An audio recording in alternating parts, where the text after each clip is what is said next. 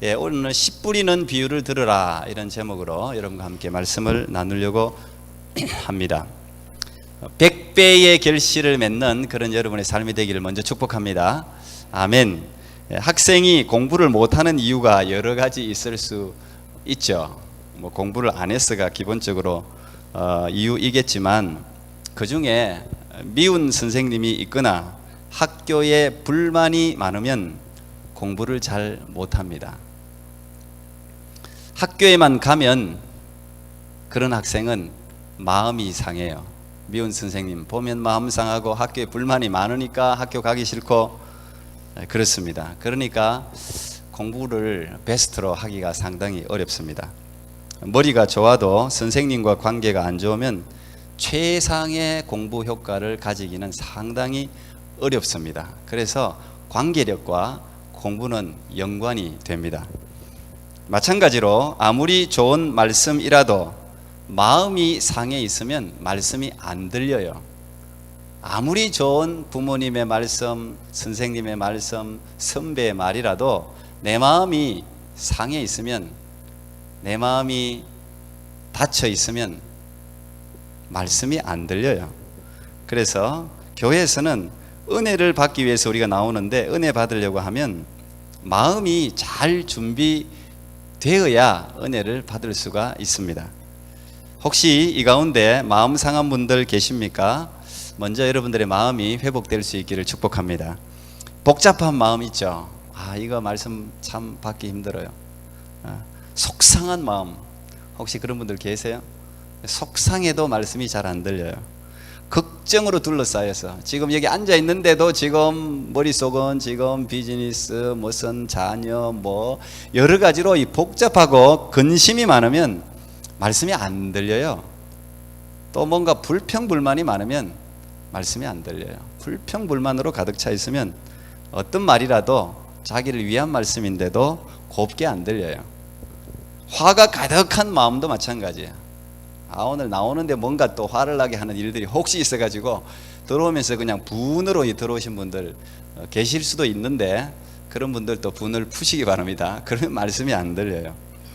불안한 마음 있죠. 불안한, 사는 거 불안하고 뭔가 하여튼 뭐 지금 뭐 불안한 일들이 주위에 산적해 있어서 마음이 불안해도 이게 그냥 앉아는 있는데 마음은 딴 데 있는 거예요. 시간은 가고 몸은 있는데 어쨌든 집중할 수가 없어요. 이것도 참 힘들어요. 혹시 여러분 가운데 그런 마음들이 있다면 이 시간 성령께서 여러분들의 마음을 만지셔서 은혜로운 마음으로 오늘도 은혜 받고 돌아가는 귀한 마음이 될 수 있기를 축복합니다. 이런 마음을 잘 준비하는 게 중요한 것 같아요. 보통 우리가 어떤 사실이나 내용을 잘 전달하기 위해서는 두 가지의 수단을 사용합니다. 그리고 사용돼요. 첫째는 말하는 거예요. 우리가 말하는 걸 통해서 내가 전달하고자 하는 내용을 전달해요. 말이 굉장히 중요하죠. 두 번째는 듣는 거예요. 사람들은 말을 통해서 어떤 사실과 내용을 전달하고 또 그 말을 잘 들음으로써 어떤 사실을 이해하고 받아들이게 됩니다. 그래서 우리가 말하는 것, 듣는 것, 이것은 살아가는 데 있어서 아주 중요한 요소죠.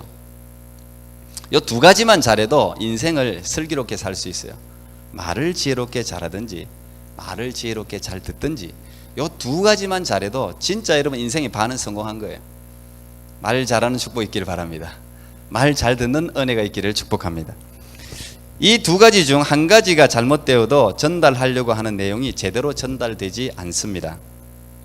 말을 아무리 잘해도 듣는 사람이 잘 못 들으면 전달 안 되고요.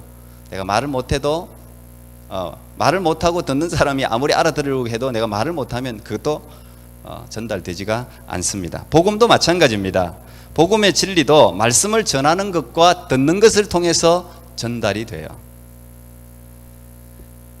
로마서 10장 17절 보니까 우리 한번 또 찾아보겠습니다. 제가 지난주부터 계속 찾는데 여러분 성경을 자꾸 찾는, 이 교회에서라도 찾아야 되지 언제 찾겠어요. 로마서 10장 17절. 자, 찾으셨죠?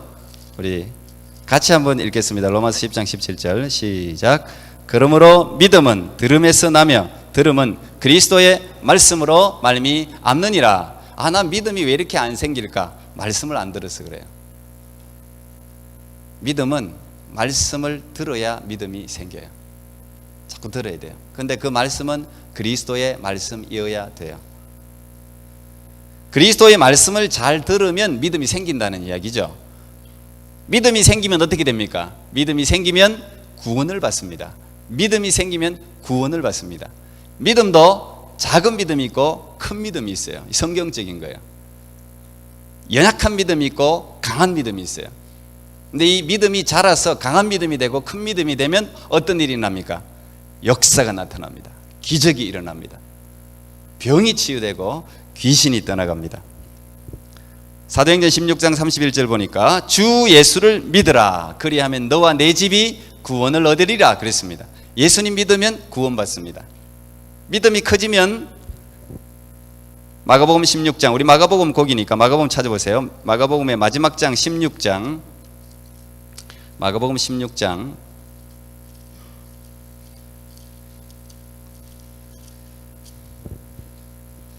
이 성경을 찾는 게 보기가 좋은 것 같아요. 제가 보니까 이렇게 조금 귀찮아도 이 찾는 게 좋은 것 같아요. 16장, 근데 시간이 좀 걸려서 문제예요.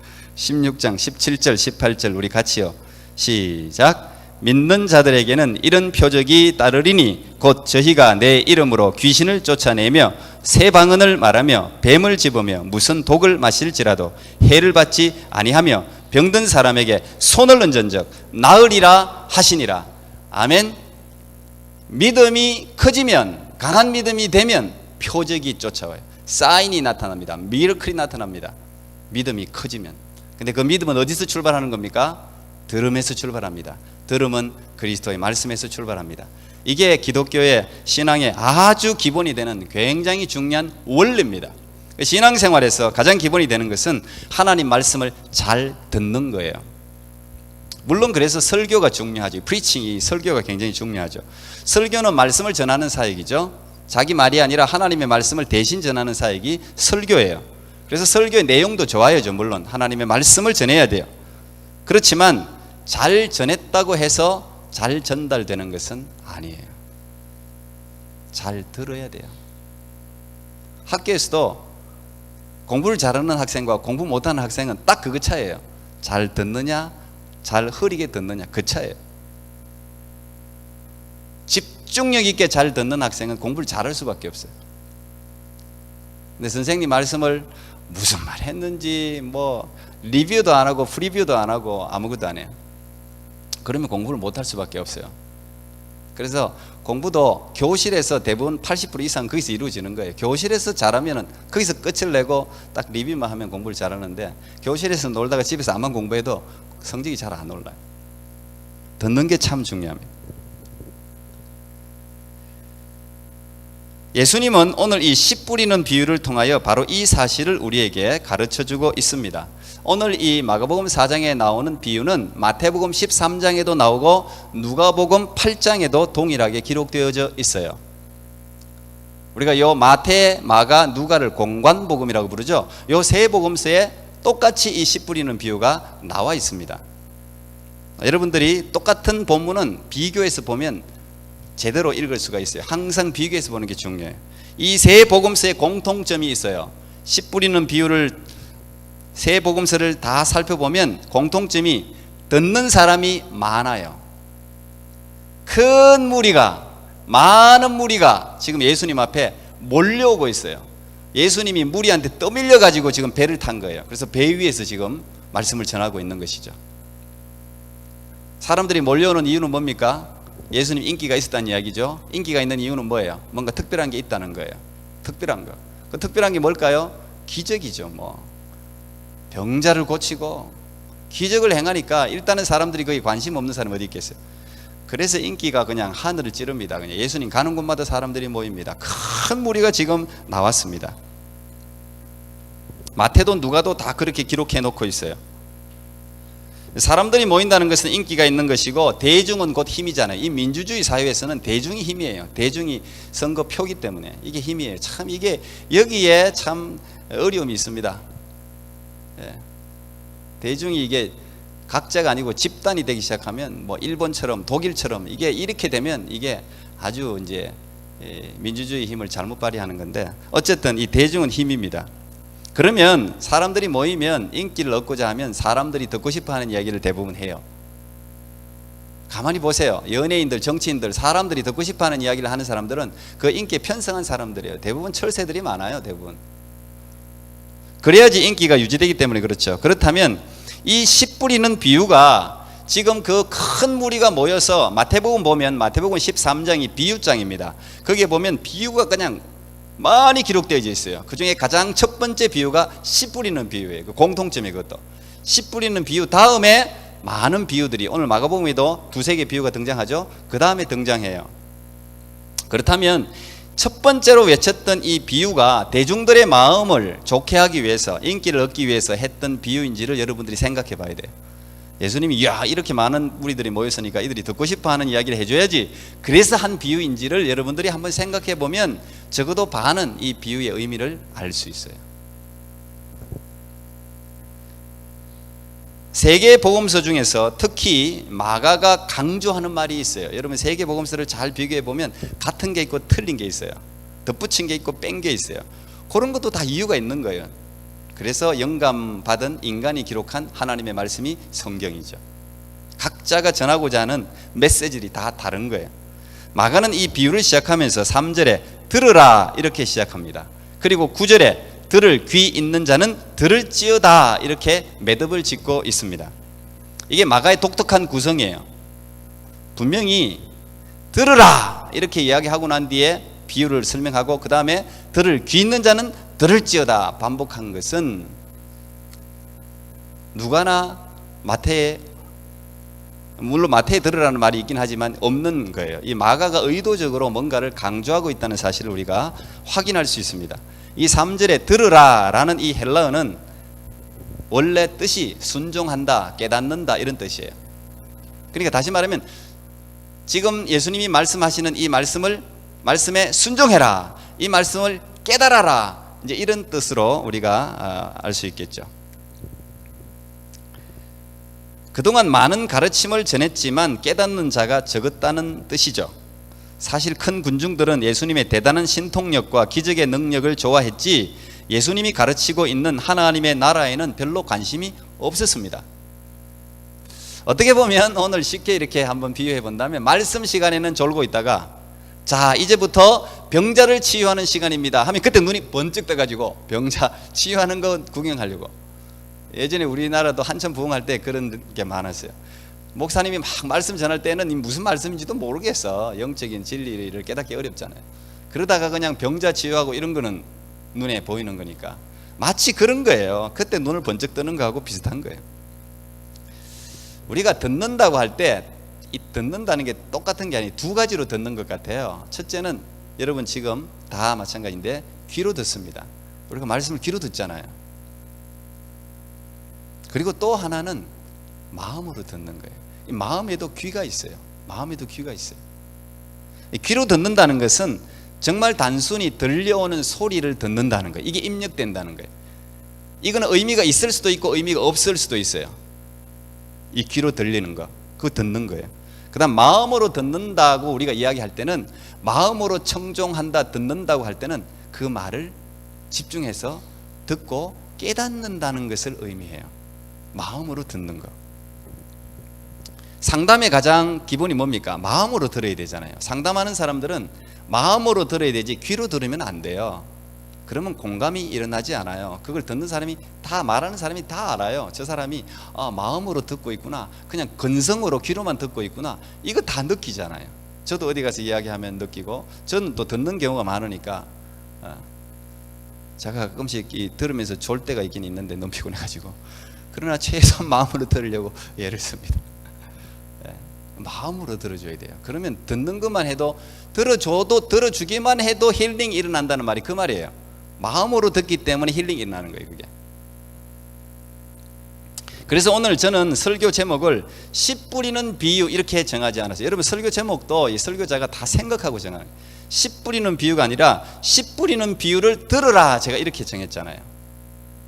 그 말은 씨 뿌리는 비유를 우리 성도님들이 깨달았으면 좋겠다, 이런 설교자의 마음이 여기에 들어가 있는 게 제목 안에. 씨 뿌리는 비유를 들으라.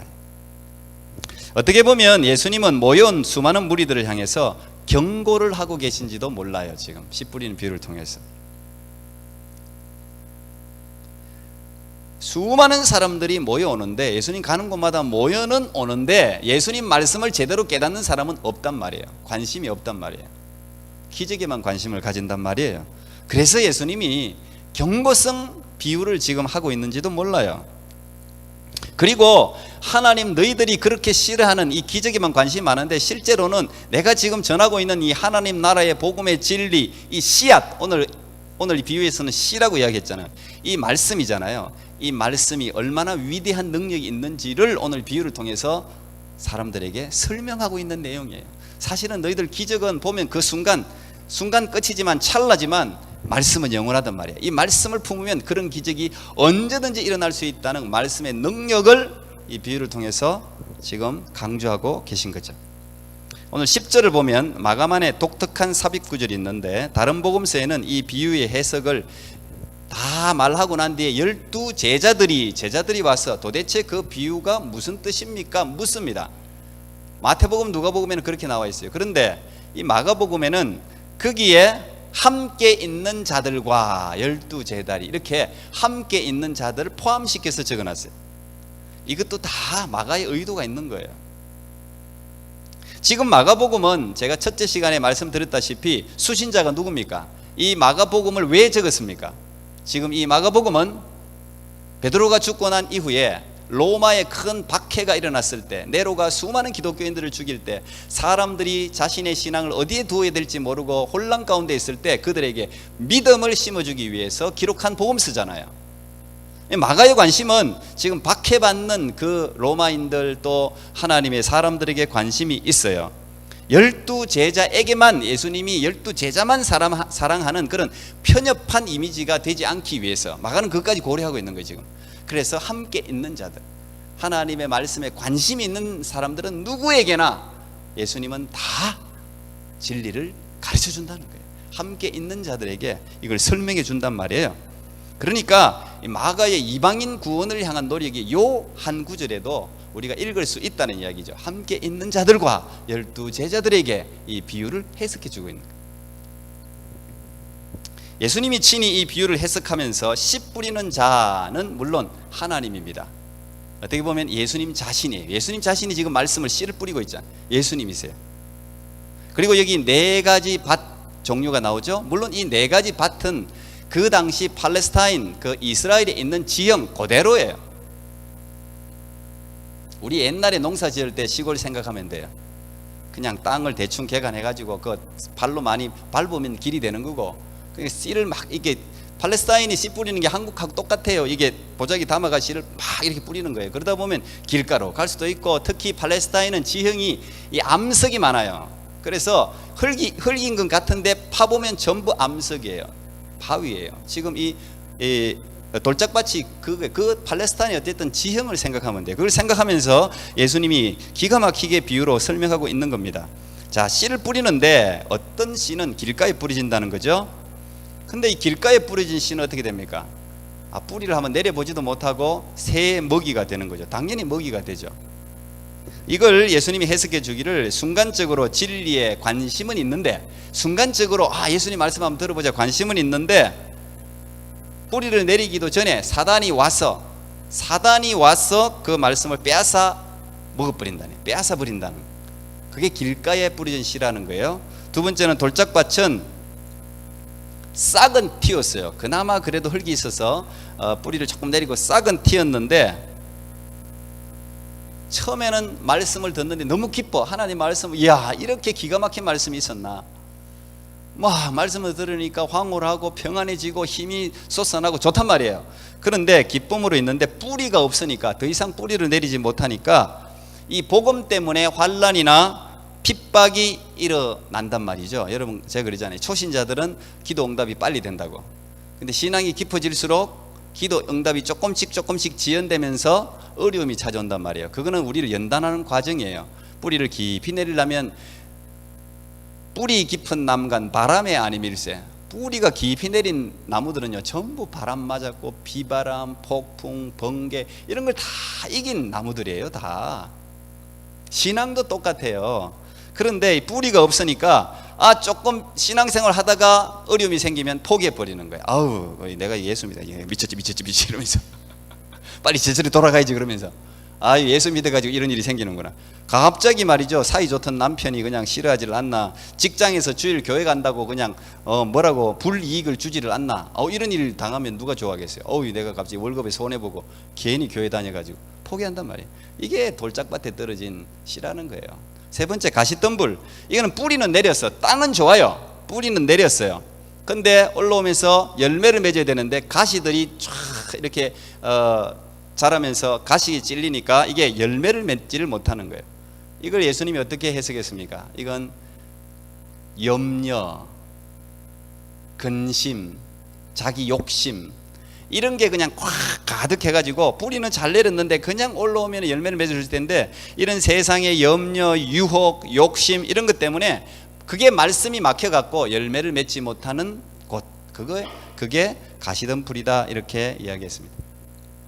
우리는 이 세 가지 밭을 통해서 우리 신앙생활의 방해물들을 생각해 놓을 수 있어요. 똑같아요. 그때나 지금이나 똑같아요. 신앙생활의 방해물들을 발견하게 되는데, 첫째 길가 무관심이에요. 무관심. 주옥 같은 말씀이 선포되고 있음에도 관심이 없어요. 여러분 우의독경이라고 이제 한자로 쓰지 않습니까? 소 귀의 경읽기. 아무리 성스럽고 거룩하고 깊은 진리의 말씀을 소 귀에 아무리 들려줘봤자 소가 뭐 깨닫는 게 있습니까? 마치 그렇단 말이에요. 에베소서에도 보면 총명이 어두워졌다 이런 표현이 있는데, 어두워졌다라는 말이 원래 뜻이 무신경, 무감각해졌다 이 말이에요. 그러니까 하나님 말씀이 막 전해지는데 여기에 대해서 무감각하고 관심이 없으니까 그냥 사단이 와서 빼앗아 먹으면, 그거 받아서 먹으면 이 씨가 엄청난 능력이 있는 씨이기 때문에 놀라운 삶이 변화가 일어날 텐데 그냥 관심이 없으니까 그래? 사단이 와서 그냥 먹어버린단 말이에요. 이게 우리의 신앙생활의 방해예요. 두 번째 돌짝밭도 마찬가지죠. 이건 신앙의 경륜이 너무 짧은 거죠. 뿌리가 있어서 단단하게 서야 되는데 늘 조금 하다가 그만둬. 우리는 좀 하다가 그만둬서 못하는 일이 너무 많아요. 조금 하다가 잘 되면 잘하다가 그냥 좀 안 되면 그만둬요. 조금만 더 가면 되는데 인내가 없죠. 인내가 요즘 시대에 더구나 인내가 없는데, 이런 걸 자꾸 반복하다 보니까 뿌리가 내리지를 못하는 거예요. 이게 신앙생활의 방해물이에요. 여러분도 마찬가지예요. 뭐든지 그냥 조금 하다가 그냥 이제 한번 열심히 내봐야지, 뭐 철학기도도 놓고 새벽기도도 놓고 그냥 성경도 열심히 읽다가 처음에는 뭔가 마음에 감동도 있고 하는데 이게 지속되질 않거든요. 이 감동이 계속하면 얼마나 좋겠어요. 이게 갑자기 또 식어지고 뭐 어려움도 생기고 그만. 또 나중에 어려움이 생기면 또 다시 한번 성경 또 하다가, 그래서 항상 제일 많이 읽는 성경은 창세기죠. 조금 더 읽으면 출애굽기고, 예수 읽다가 말다가 이러니까 이게 이제 신앙생활의 방. 그리고 이제 이 가시덤불도 마찬가지죠. 뭐 세상을 살면서 근심 얼마나 많습니까? 근심이 쌓여 있고 염려가 쌓여 있는 게 세상 아닙니까? 하나 해결되면 하나 그다음 문제가 생기고. 그러니까 이런 것들이 계속해서 있으니까 열매가 안 맺혀지는 거예요. 열매가. 우리가 뭔가 열매를 먹어야 재미가 있잖아요. 뭔가 심었으면 과실수는 뭔가 따먹어야 그 다음에 또 심지 재미가 있었어. 그런데 이 열매를 먹어본 적이 있어야지 말이죠. 신앙생활하면서 이 풍성한 열매를 먹어본 적이 있어야죠. 고기도 먹어본 사람이 먹는다고. 신앙생활하면서 이 기도의 맛, 이 맛을, 여호와의 선하심을 맛보아 알지어다 그러잖아요. 맛보아 알지어다. 하나님 신앙생활을 맛봐야 돼요. 이 맛보면 이게 황홀하다고 이게. 그러면 신앙생활. 그래서 마태복음 13장에는 있는 자는 더 받아서 넉넉하게 되고 없는 자는 있는 것도 빼앗기리라고 이 13, 10 뿌리는 비유에 마태는 그렇게 해석해놨어요. 신앙생활은 그런 거예요. 맛을 본 사람은 더 추구해. 더 맛을 봤으니까 아니까 더 열심히 하나님 사랑합니다. 더 큰 기적을 보는 거예요. 없는 사람은 있는 것까지 빼앗겨. 여러분 전부 이 신앙의 여호와의 선하심을 맛보아 아는 위대한 백성이 되기를 축복합니다. 맛을 봐야 돼요. 좋은 땅은 뭡니까? 말씀을 듣고 깨닫는 사람이죠. 더 나아가서 그 말씀을 그대로 삶에 실행하는 사람입니다. 그러면 열매가 맺어진다고 그랬어요. 저절로 열매가 맺어지는 거예요. 누가복음 8장에는 똑같은 비유를 좋은 땅에 있다는 것은 착하고 좋은 마음으로 말씀을 듣고 지키어 인내로 결실하는 자다 이렇게 써놨어요. 씨는 네 종류의 밭에 다 뿌려져요. 저 밭은 길가니까 씨를 조금만 뿌리고 그런 거 없어요. 씨는 다 뿌려져. 돌짝밭에도 뿌려지고 가시 뜰개에도 뿌려지고 좋은 땅에도 뿌려지고 씨는 다 뿌려져요. 똑같이 말씀이 전해지잖아요. 그런데 결과는 다 틀려요. 결과는 다 틀려요. 여러분, 이 씨 뿌리는 비유는 항상 모든 비유 중에 가장 첫 번째로 등장한다 그랬죠. 그래서 예수님이 이 비유를 깨닫지 못하면 다른 건 못 깨닫는다는 거예요. 이게 먼저 돼야 된다는 거예요. 이 먼저 말씀을 잘 들어야 그 다음 비유도 말해야 필요가 있지. 이게 안 되는데 아무리 많은 말을 늘어나봤자 몸이 다 잔소리고 아무 필요 없는 거예요. 이게 잘 준비되면 그 다음부터 말씀이 쏙 들어오면서 자라고 열매를 맺는 것이죠. 그렇다고 여러분 나는 그냥 길가구나 이렇게 생각할 필요. 이 네 가지 밭이 고정되어 있는 게 아니에요. 우리가 어떨 때는 막 길가였다가 어떨 때는 자갈밭이었다가 어떨 때는 가시떨기였다가 어떨 때는 또 좋은 밭이 되는 거예요. 자꾸 바뀌어요. 자기 자신을 살펴야 되는 것이죠. 하나님의 말씀은 살아있습니다. 믿습니까? 이게 옥토에 떨어지기만 하면 오늘 뭐라 그랬어요? 30배, 60배, 100배가 맺어진다 그랬잖아요. 이 하나님의 말씀이 떨어지면 오늘 사실 이 비유의 핵심은 밭이 어떤가, 밭이 길가도 있고 뭐 네 가지 밭이 있다 여기에 핵심이 있는 게 아니에요. 사실 오늘 이 말씀의 핵심은 씨에 있어요. 씨가 위대하다는 거예요. 씨가 살아있다는 거예요. 하나님의 말씀이 살아있다는 거예요. 누구든지 이 하나님의 말씀을 한 구절이라도 한 말씀이라도 마음에 받기만 하면, 깨닫기만 하면, 실행하기만 하면, 믿기만 하면 30배, 60배, 100배의 결실을 할 수 있다는 게 예수님 비유의 사실 핵심이에요. 말씀이 살아있단 말이에요. 살아있다. 이 말씀 때문에 인생이 바뀐 사람이 수도 없이 많습니다. 사실 어거스틴, 마틴 루터킹, 아브라함 링컨, 테레사 수녀, 리빙스턴, 조지 뮬러, 키에르케고로, 나이팅게일, 나니아 연대기를 적은 C.S. 루이스, 이런 사람들이요 전부 하나님 말씀을 받아서 그렇게 바뀐 거예요. 다 하나님 말씀이 들어오니까 자기 생명을 아끼지 않고 조국을 위해서 던질 수도 있고, 비전을 가지고 나설 수도 있고, 가난한 사람들과 어울려서 자기 평생을 바칠 수도 있고, 말씀이 마음속에 들어와서 역사하니까 자기 한 사람의 인생이 아니라 수많은 사람들의 인생으로, 위대한 삶으로 바뀌게 되는 것이죠. 여러분, 참된 부흥이 뭘까요? 참된 부흥이 뭘까? 우리는 가까운 데서 저는 시작해야 된다. 참된 부흥은 우리의 귀와 눈이 열리는 거예요. 우리의 귀와 눈이 열리고 마음이 열리는 거예요. 이 마음이 준비되어서 하나님 말씀을 받기만 하면, 씨가 그냥 옥토에 떨어지기만 하면 무조건 자라는 거예요. 무조건. 아모스 8장 11절 주 여호와의 말씀이니라. 보라, 날이 이를지라 내가 기근을 땅에 보내리니 양식이 없어 주림이 아니며 물이 없어 가람이 아니요 여호와의 말씀을 듣지 못한 기갈이라 그랬습니다. 이 시대의 모든 아픔은 뭐 경제가 어떠니, 뭐 자원이 부족하니 그런 게 아니에요. 하나님의 말씀으로 우리가 모르기 때문에 오는 결핍들이에요. 여러분, 하나님 말씀을 말씀으로 받아서 30배, 60배, 100배의 결실하는 여러분의 삶이 되기를 축복합니다. 아멘. 기도합니다. 하나님 감사합니다. 오늘도 하나님 말씀 주시니 감사합니다. 하나님의 말씀은 어제나 오늘이나 영원히 동일하고 살아계신 줄 믿습니다. 여기에 앉아있는 주의 백성들이 옥토가 되어서 이 말씀이 마음에 떨어지고 삶에 떨어져서 30배, 60배, 100배의 결실을 하는 위대한 하나님의 사람들이 다 되게 해 주옵소서.